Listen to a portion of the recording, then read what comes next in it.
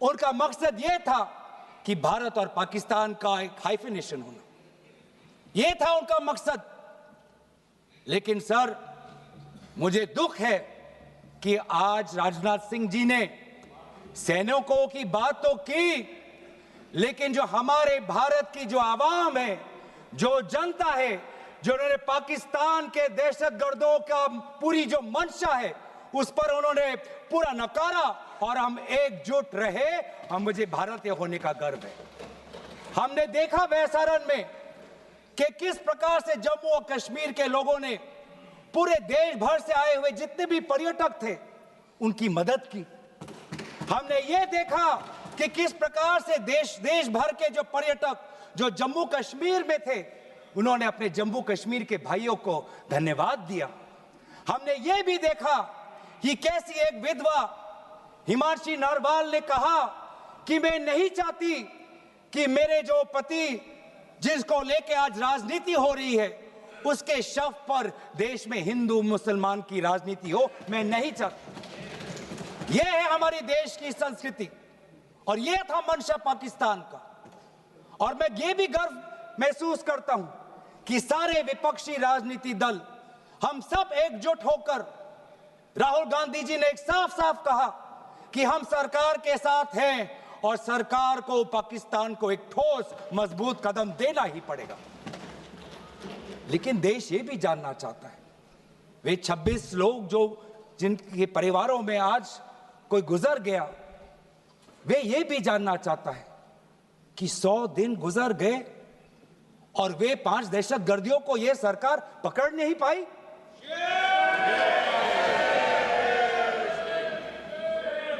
देश के वो लोग ये भी जानना चाहते हैं कि ये जो 5 दहशतगर्दे थे, दहशतगर्दी जो आए टेररिस्ट, निश्चय इनको किसी ने पनाह दी, निश्चय इनको किसी ने जानकारी दी, निश्चय ये पूरा जो 1 घंटा का जो उन्होंने गोला बारूदी की उसके बाद ये फरार हो गए, उनको फरार होने में भी किसी ने उनकी मदद की। और आज भी ये 100 दिन हो गए और सरकार के पास कोई जवाब नहीं।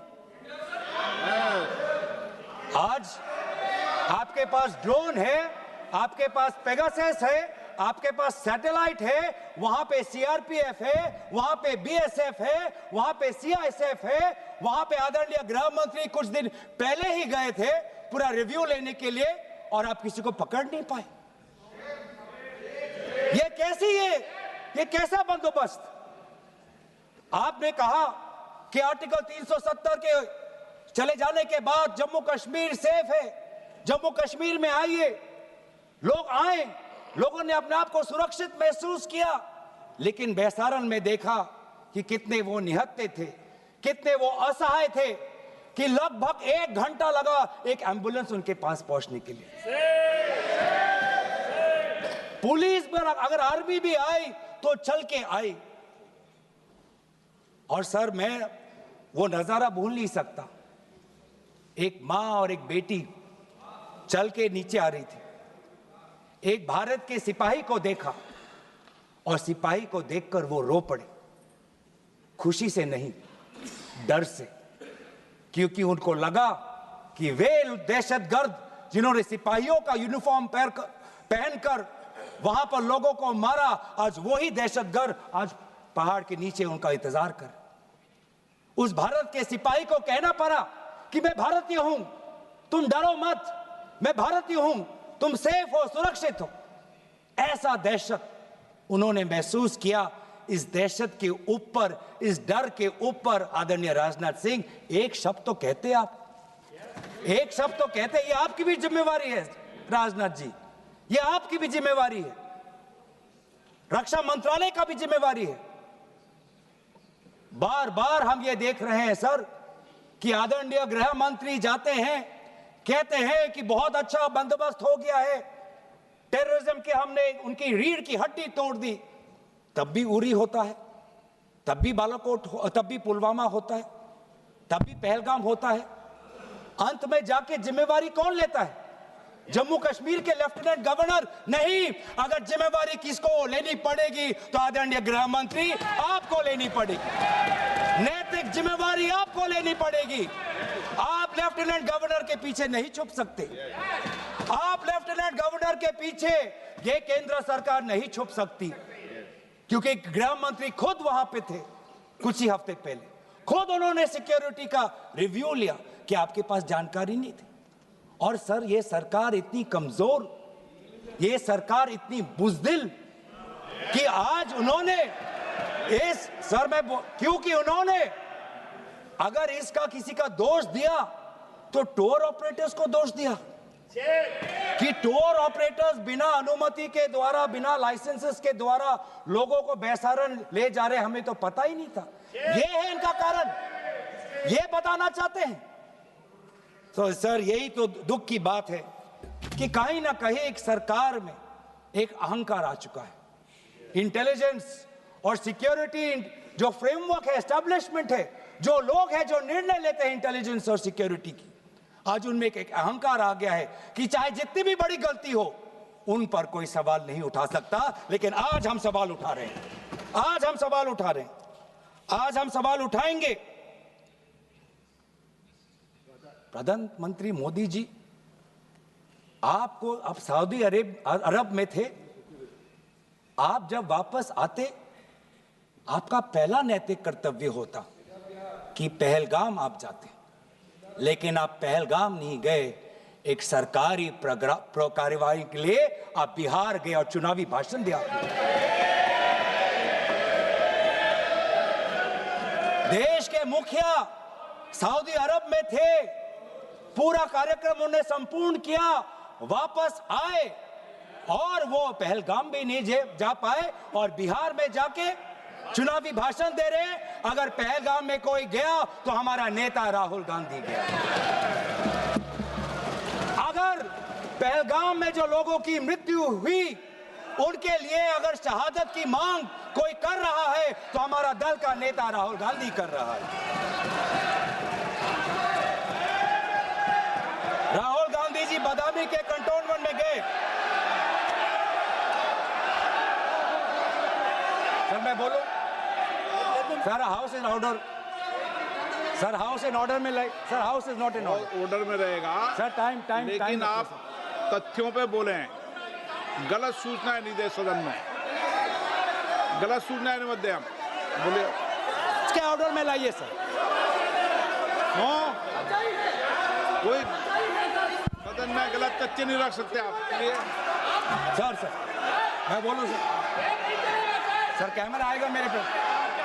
धन्यवाद।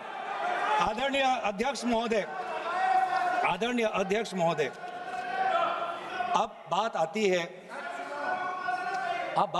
है ऑपरेशन सिंदूर की। आज मैं राजनाथ सिंह जी का भाषण सुन रहा था। मुझे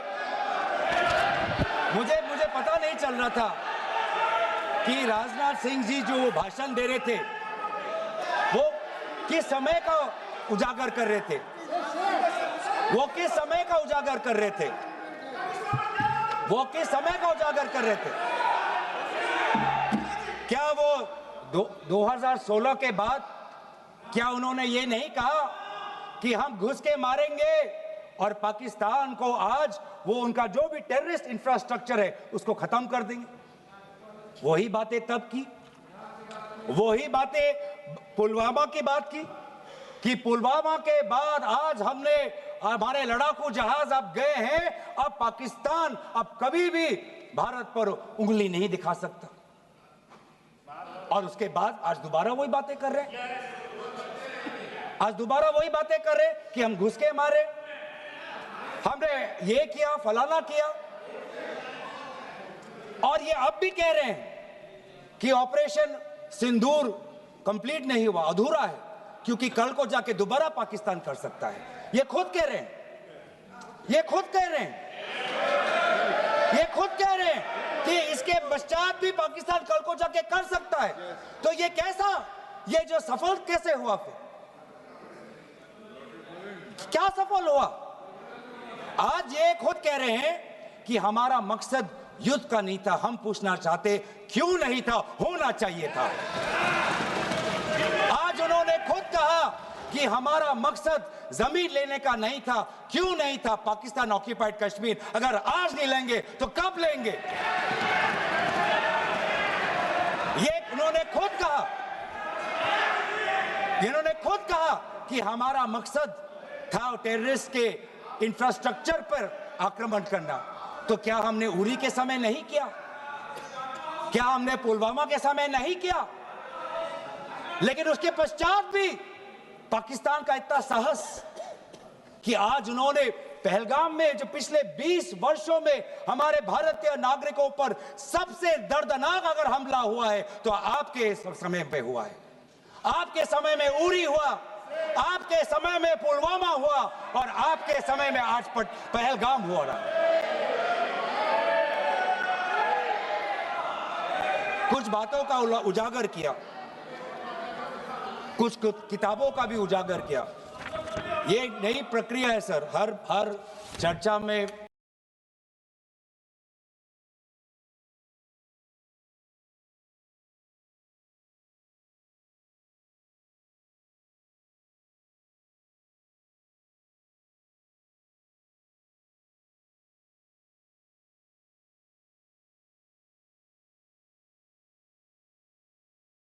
आदरणीय भाजपा के नेता एक किताब उठा लेते हैं, फिर कुछ जानकारी दे रहे थे, हमें नहीं। ब्लूमबर्ग को क्या जानकारी दिया, मैं पूरा पढ़ लेता हूं without editing. What is important, क्या जरूरी, हिंदी में अनुवाद करने की कोशिश भी करता हूं, मत करो। क्या ये जरूरी नहीं कि जेट गिरे, पर क्यों गिरे, क्या गलतियां हुई, वो महत्वपूर्ण है। संख्या महत्वपूर्ण नहीं सर। 35 ही राफेल है देश में, 35 ही राफेल है। अगर उनमें से कुछ गिरे भी तो देखिए सर, मुझे तो लगता है कि बहुत बड़ी क्षति हुई। 35 राफेल, अगर कुछ उनमें से भी अगर कुछ गिरे तो मुझे लगता है कि जरूरी है, क्योंकि आपको लगता है कि 35 राफेल काफी है, तो अगर कुछ गिरे तो वो भी जरूरी है। और उन्होंने उसके बाद ये कहा कि ये बात अच्छी है कि हमने अपनी गलतियों को समझा, उसको सुधरा, और 2 दिन बाद हमने अपने जेट को उड़ाए और दूर से हमने आक्रमण किया। सर ये मैं थोड़ी जानकारी चाहूंगा। हमारे पास जो हमें संदेश मिलता है कि दुनिया के सबसे बढ़िया और बेहतरीन लड़ाकू जहाज हमारे पास है, सबसे बेहतरीन पायलट हमारे पास है, तो सीडीएस को ऐसा क्या कहना पड़ा, ऐसा क्या परिस्थितियां हैं कि हमारे पायलट हमारे लड़ाकू जहाज क्लोज रेंज में नहीं जा सकते, उनको दूर से ही फायर करना पड़ता। ये क्या है, ये क्या पाबंदी है, ऐसी ये क्या पाबंदी है कि सीडीएस को ये कह रहे हैं कि हमारे लड़ाकू जहाज ने पहले दिन गलतियां की, गलतियां हमने सुधारी और दूर से हमने आक्रमण किया। क्या हम पास से नहीं कर सकते? ये जानकारी हमें दे। हम ये जानना चाहते हैं कि lieutenant general Rahul R Singh ने सदन के अंदर नहीं, सांसदों को नहीं, राजनीतिक दलों के फ्लो लीडर्स को नहीं, फिक्की में जाके कहा, क्या कहा उसका भी मैं हिंदी में अनुवाद करता हूं कि पाकिस्तान तो सिर्फ फ्रंट पे था और पाकिस्तान के पीछे चाइना उनके पूरी तरीके से समर्थन कर रहा है। ऐसी कोई आश्चर्य की बात नहीं होनी चाहिए, क्योंकि पिछले 5 वर्षों में लगभग 80% मिलिट्री हार्डवेयर पाकिस्तान को सब पूरा चाइना से मिल रहा है। तो सर मैं आज पूछना चाहूंगा आदरणीय राजनाथ सिंह जी से, जो सरकार चीन को लाल आंख दिखाने की बात करती है, एक बार भी आपने चीन का उजागर अपने भाषण में क्यों नहीं किया? आर्मी कर रही है, आर्मी के कह रही है, आर्मी कहती है कि आज कि सिर्फ चीन और पाकिस्तान का ये 2 फ्रंट नहीं, अब 3 फ्रंट का भी हो सकता है, कन्वर्जेंस हो सकता है चीन, पाकिस्तान और बांग्लादेश को लेकर। लेकिन मैं सरकार को याद दिलाना चाहूंगा कि ये जो 2 फ्रंट की जो बात थी, इस बात की शुरुआत किसने की थी? इस बात की चेतावनी किसने दी थी?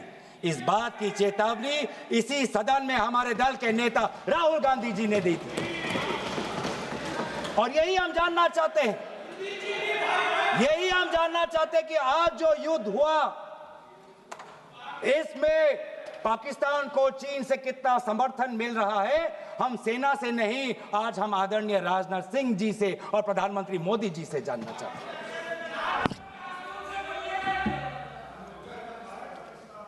और सर, इंडोनेशिया में जो डिफेंस अटैचे है उसने तो ताज्जुब की बात कह दी। उसने क्या कहा सर?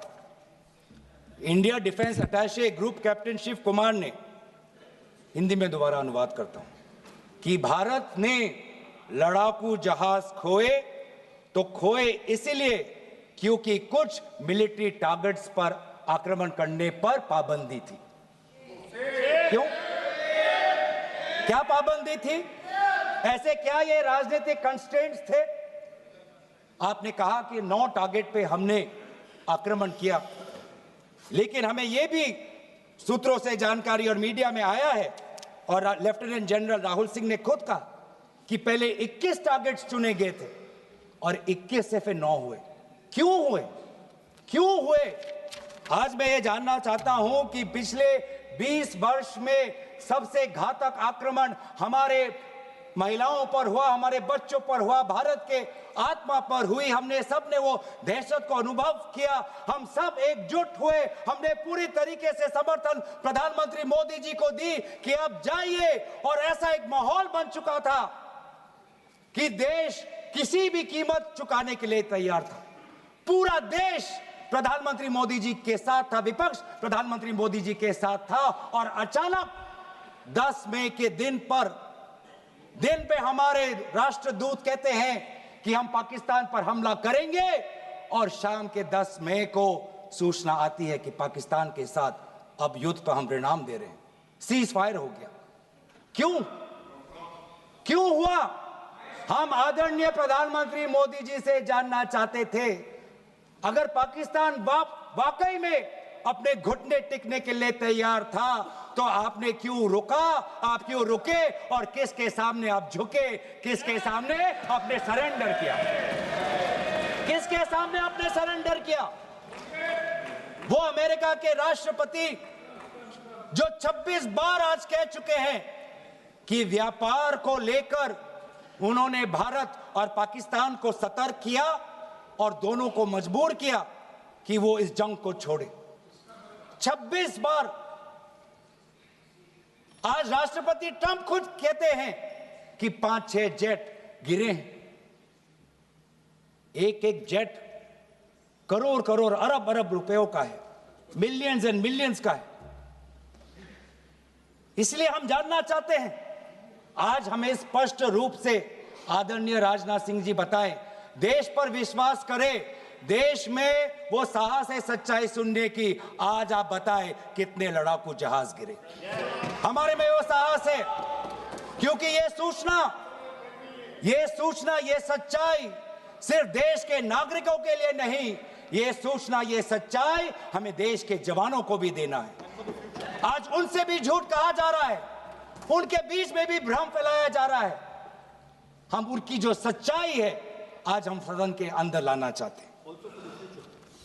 और सर, बात में आती है विदेश नीति की। किस मुंह से हम कहें कि विदेश नीति आज सफल हुआ है? किस मुंह से कहें? ये आदरणीय राजनाथ सिंह जी, शंगीला में जो डायलॉग हुआ, उस डायलॉग में जो ड्राफ्ट जो आया, जिसको भारत सरकार ने नकारा, वो ड्राफ्ट बनाने में हमारे ही कुछ सहयोगी देश थे, जिनका नाम मैं नहीं लेना चाहूंगा। लेकिन ऐसे देश जिसको हम परंपरागत दोस्त हम मानते हैं, ट्रेडिशनल एलाइज मानते हैं, आज उन्होंने भी इंडिया और पाकिस्तान को हाइफिनेट कर दिया। और आप ये शब्दों के खेल से आप खुश हो कि ब्राजील के डॉक्यूमेंट में ये जम्मू कश्मीर का, पाकिस्तान का भी नहीं, ब्राजील के डॉक्यूमेंट में सिर्फ जम्मू कश्मीर में जो दहशतगर्दी हुई उसी की निंदा हुई, पाकिस्तान की निंदा नहीं हुई। पर आप उससे खुश हो? अगर आप उससे खुश हो तो मैं जानना चाहूंगा, जो $1 बिलियन का आर्थिक सहायता IMF ने दिया पाकिस्तान को, उस पर आपको क्या कहना है? हम जानना चाहेंगे जो ADB एशियन डेवलपमेंट बैंक से 800 मिलियन का आर्थिक सहायता जो मिलेगा पाकिस्तान को, आज आप भारत उस पर क्या रवैया? वर्ल्ड बैंक का जो $40 मिलियन आ रहा है, और ये पैसा किसको जाएगा सर? पाकिस्तान की नेतृत्व उनकी जनता या उनकी चुनी हुई सरकार नहीं, पाकिस्तान की सरकार का जो रिमोट कंट्रोल है वो पाकिस्तान की सेना के पास है। तो ये सारा पैसा वहीं जाएगा जहां पर हमने मिसाइल गिराई। तो क्या इतना भी हम नहीं कर पाए? क्या इतना भी ताकत नहीं? क्या इतना भी विश्व गुरु में लोगों का विश्वास नहीं, देश अंतर्राष्ट्रीय नेताओं का विश्वास नहीं कि IMF का एड ना जाए पाकिस्तान के पास, वर्ल्ड बैंक का एड ना जाए पाकिस्तान के पास, ADB का एड ना जाए पाकिस्तान के पास? आप में इतना भी ताकत नहीं कि एक देश ने पाकिस्तान को टेरर स्टेट का दर्जा नहीं दिया? एक देश ने आज FATF financial action task force में, जिससे बहुत नियंत्रण पाकिस्तान पे पड़ती थी, आज उससे वो 2022 में निकल आई ग्रे लिस्ट में, क्या वो डालेंगे? तो इसीलिए आज हम ये मांग करते हैं कि सरकार अब डरिए मत, सच्चाई से डरिए मत। उस दिन भी देश सरकार के साथ दहशतगर्दी के खिलाफ खड़ा था, विपक्षी दल सरकार के साथ खड़े हैं, और आज भी दहशतगर्दी के खिलाफ सच्चाई के पक्ष में देश और विपक्ष आज सरकार के साथ। आप हमें अपना दुश्मन ना समझे,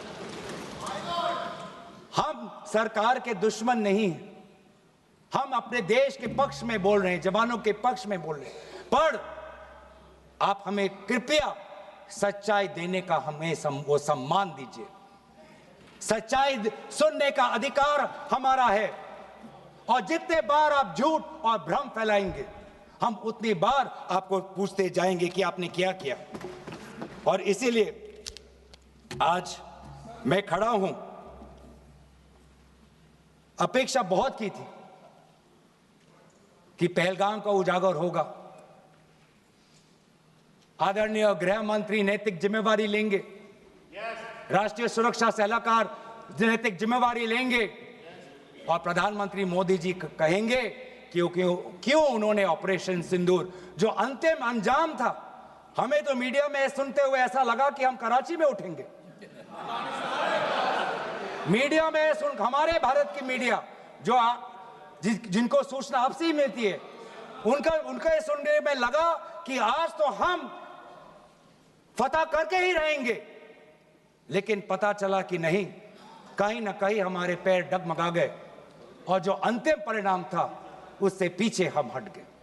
हमें पीछे नहीं हटना, हमें आगे बढ़ना है, सच्चाई के साथ, लोकतंत्र के पक्ष में। इन्हीं बातों के साथ मैं अपना पक्ष समाप्त करता हूं। धन्यवाद। जय हिंद। श्री रमाशंकर राजभर।